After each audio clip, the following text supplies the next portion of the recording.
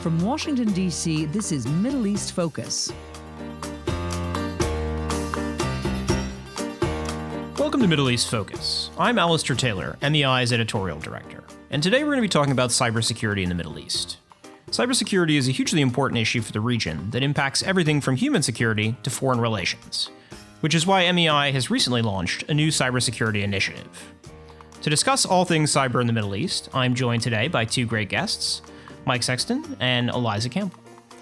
Mike is a fellow and the director of MEI's cybersecurity program. His work focuses on the intersection of cyber technology, international security, and governance in the Middle East. Eliza is the co-director of the MEI security program and a researcher in technology and human rights at the Georgetown Center for Contemporary Arab Studies. Mike, Eliza, thank you both for joining the program, and welcome to the podcast. Yeah, thank you for having us. Great to be here. Mike, to start off with, can you tell us a little bit about MEI's new cybersecurity initiative? How did it come about, and what does it aim to achieve? So we're really focused on keeping track of the issues that are currently being discussed in discourse around cybersecurity and information operations globally, but with a specific regional focus, because you have a great deal of people who are focusing specifically on cybersecurity policy issues, and they take a kind of global tack. And that has trended to really focus on three big things. That's Russia, it's China, and increasingly it's Iran. And I think MEI agrees that it's important to have a specific regional understanding to talk about these things, because these emerging technologies do not just affect every country uniformly. You can't take a US centric idea of what information operations look like and assume it's going to be the same way in different countries in the Middle East. So we try to gather that expertise from MEI and analyze cyber conflict through it. Eliza, why is this an important area for a think tank like MEI to be working on? Yeah, that's a good question. I mean, in my mind, it's something that almost every think tank or study group looking at issues of foreign policy should really be tracking at this point, for two broad reasons. And the first one is that when it comes to issues of power politics and warfare between states, this is increasingly going to be the domain in which a lot of really critical attacks are carried out. And as a result, those types of attacks are more difficult to track and to attribute. So that makes them also more difficult to regulate through traditional diplomacy or through international policy in general.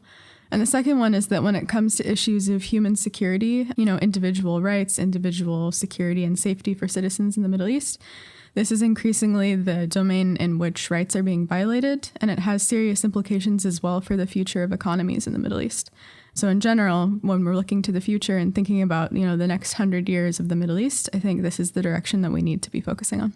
Mike, for our listeners who might not be as familiar with cybersecurity, can you give us a kind of brief overview of what you see as the most pressing issues facing the region right now?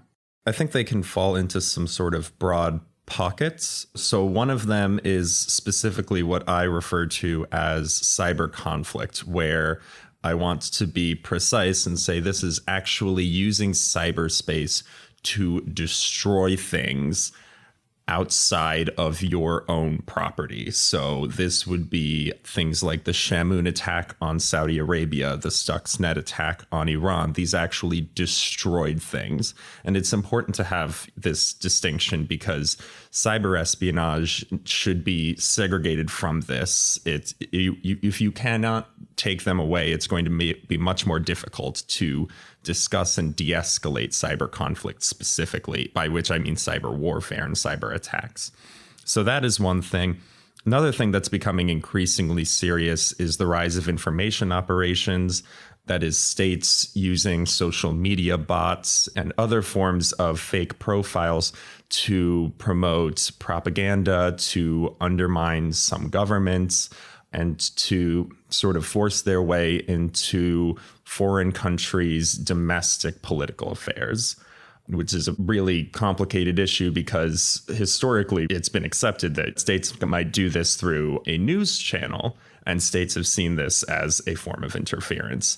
And increasingly, we're seeing that kind of paradigm challenged. When is it okay? When is it not okay? We're also very focused on the rise of how cyber-enabled devices can be used by states to perform surveillance and specifically can be abused.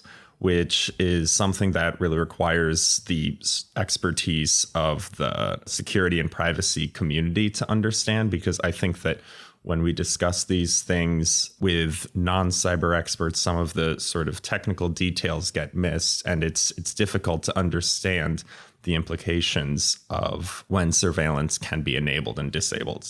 It's very complicated. One other thing I would just mention quickly is sort of the ways in which emerging technologies, broadly speaking, are interrelated with how cyber rights and cybersecurity will be exercised in the Middle East in the coming years. So issues like how automation and the rise of AI is going to impact economies and politics in the region. When, there's huge sort of outside workforces working in the Gulf, for example, and maybe some of those jobs will become, automated at scale.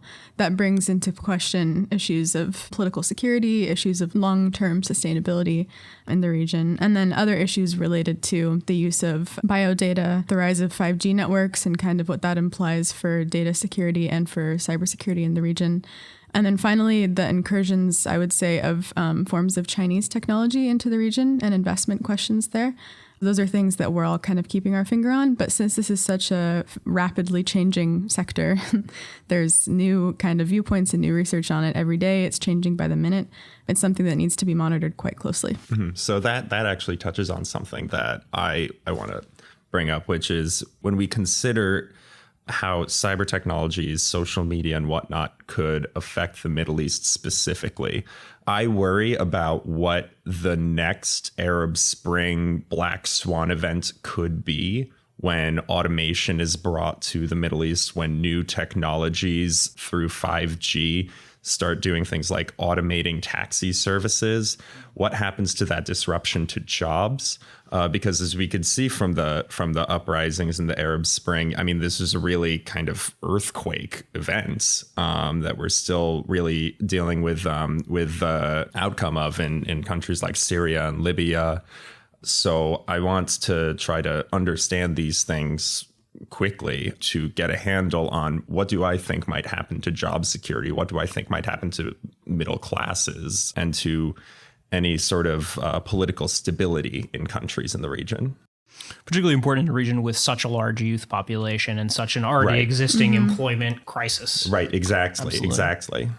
Shifting gears a little bit to some of the very specific issues, one of the issues that we've been talking about quite a lot on the program lately, and that has been in the headlines quite a bit, is the kind of growing tensions between the U.S. and Iran. How does that look on the kind of cyber front? What do we know about what's going on there? Iran is, I think, a really interesting case and a very difficult case for us to get a handle over how we might de-escalate tensions.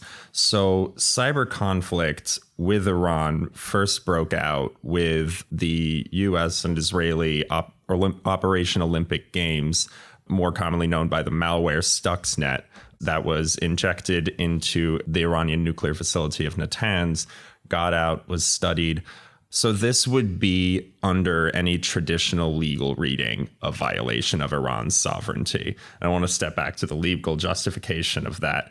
There's a document known as the Tallinn Manual that was produced by NATO that is known as the Tallinn Manual because Estonia, whose capital is Tallinn, was attacked by Russia through cyberspace in 2007, if I recall correctly, a massive denial of service campaign that effectively shut the entire government down to the point where government officials would just need to meet in person because no one could even answer their emails.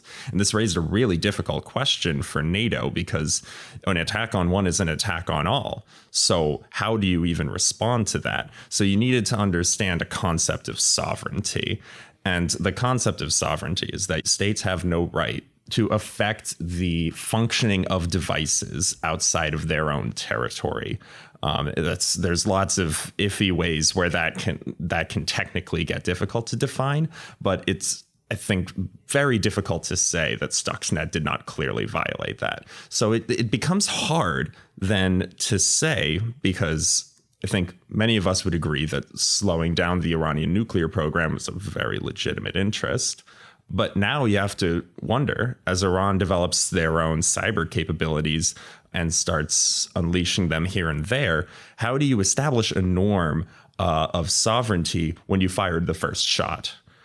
Yeah, one other thing I would just add, and probably listeners understand this on some level, but I think it bears repeating, is that the cyber domain is such a tricky and critical area for understanding the US-Iran relationship at this stage, because as we know with Russia, with North Korea, with non-state violent actors who employ, armies of hackers at scale, this is the type of domain that goes unnoticed, that's really cheap, and that's really tricky to attribute attacks to. So it's really critical to understand how this is basically what states do when they're pushed into a corner. And if we don't have solid rules and regulations, as Mike said, for addressing it, as we don't at this stage, then we run the risk of sort of allowing it to metastasize, I guess, and to grow into other areas as well. What would it take to get those kind of rules and established kind of norms, rules of the road, if you will? How would that work? That's a really tough question, but I think it would require a really sustained diplomatic effort, probably of the level of seriousness that the United States and other NATO allies, EU, Russia, China, and leaders within the region would take to negotiations over something like Iran's nuclear program or to American withdrawal from Afghanistan. It really requires that level of serious, sustained dialogue and confidence building to be able to get the parties involved to all agree to what is acceptable, what is unacceptable. And again, it's going to be so difficult because the norms of sovereignty are not well understood beyond the parties. So NATO has their good idea of what sovereignty is supposed to mean, but to an Iranian official, it's much more likely that they would consider the promotion of any information critical of the regime coming from outside of Iran to be contrary to their sovereignty. And Iran is not even alone in the region in seeing things that way. So it is incredibly hard to even just differentiate these issues and understand what we're talking about. I've seen governments within the region refer to as cyber terrorism the just simple promotion of anti-government viewpoints.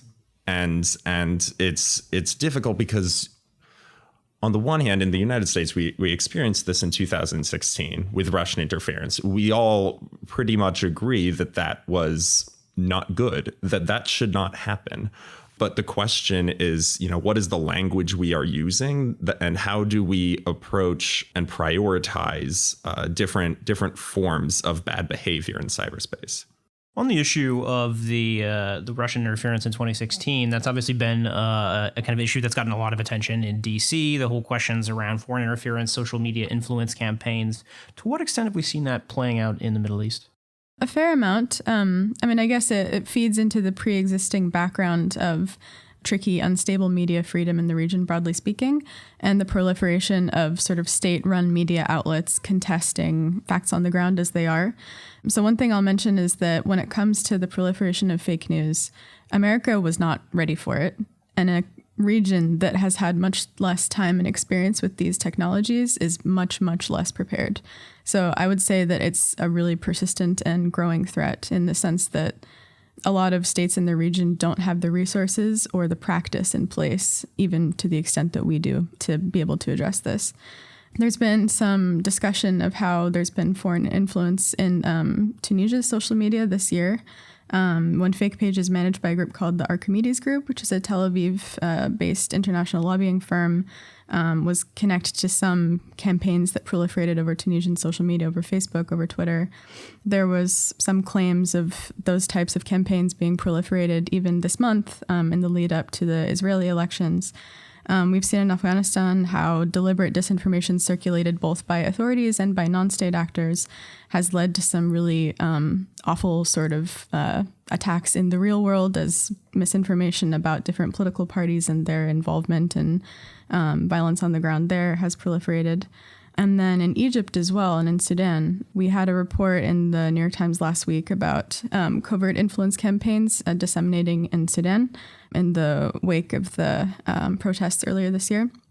So the thing that I would say is most critical to understand about all of these as a group is sort of sussing out what type of actors are paying for these campaigns, because even though they run cheaper than a lot of traditional types of attacks, they do involve money and they do involve resources, and sort of chasing them back not only to the outside and inside actors that they're coming from, but also understanding how and why we can start to address them on the basis of public information and public awareness.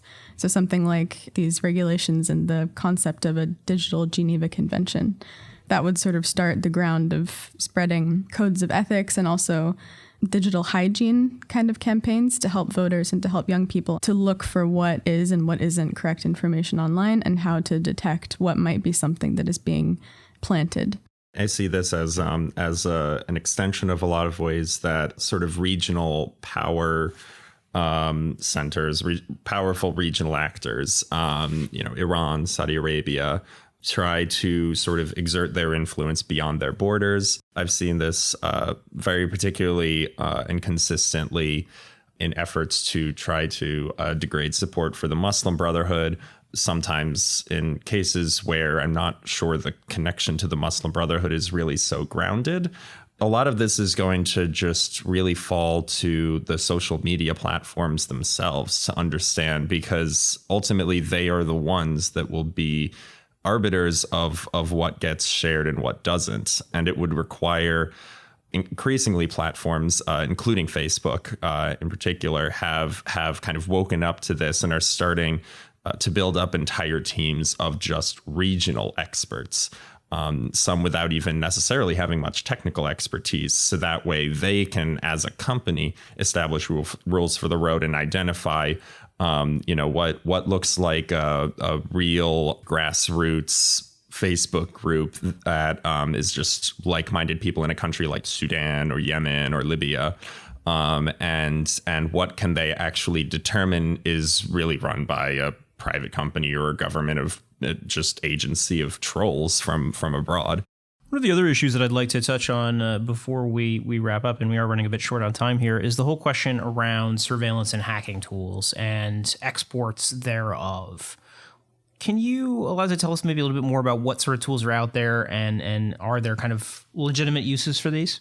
Yeah, so a lot of these tools are sort of prescribed hacking technologies that jailbreak a phone or a device and give the owner of that access to that person's phone.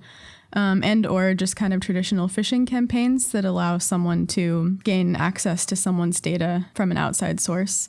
And then there's other types of facial recognition technologies and different types of, more traditional camera-based, but maybe AI-controlled surveillance tools.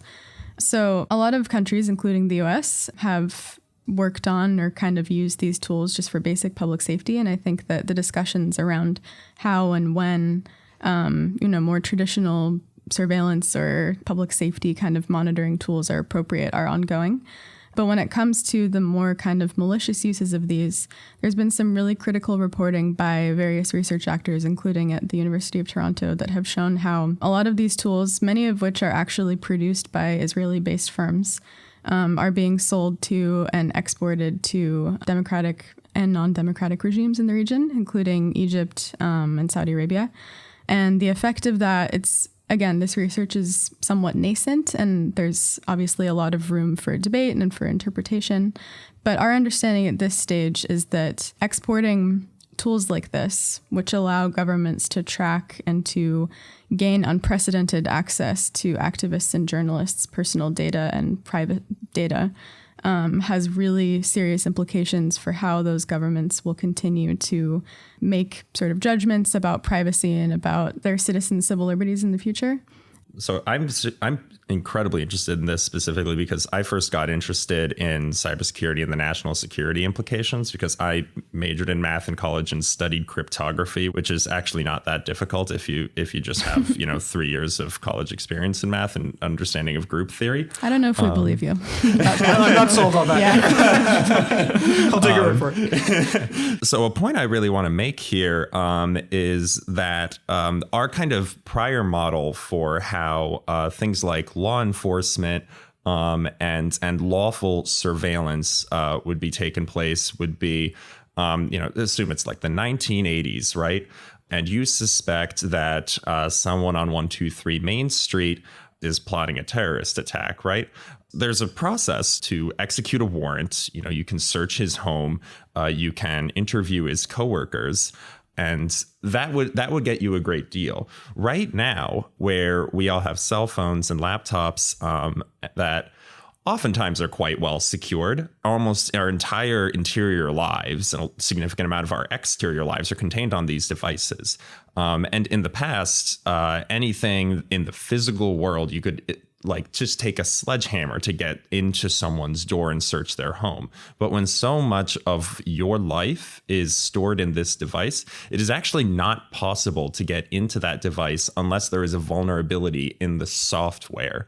And when there is a vulnerability in the software that you know how to exploit, you don't just have the ability to get into that phone. You have the ability to get into any phone that is configured that way. So this is the really tricky thing, I think, when we consider countries like Saudi Arabia and Egypt and Bahrain and the UAE that I think have some very legitimate counterterrorism priorities that have, a need at times to surveil people who may be planning bad behavior, and you can't expect them to just rely on superpowers like the United States to just keep track of everything in their country.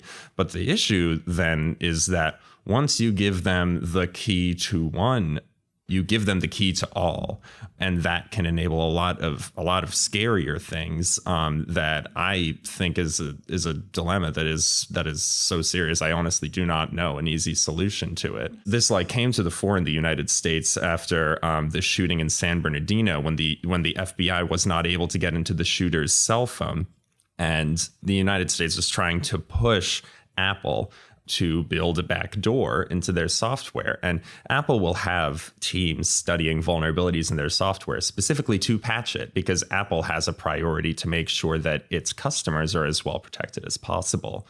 But the problem is you literally just cannot secure all of your customers as well as possible while also complying with those warrants at will.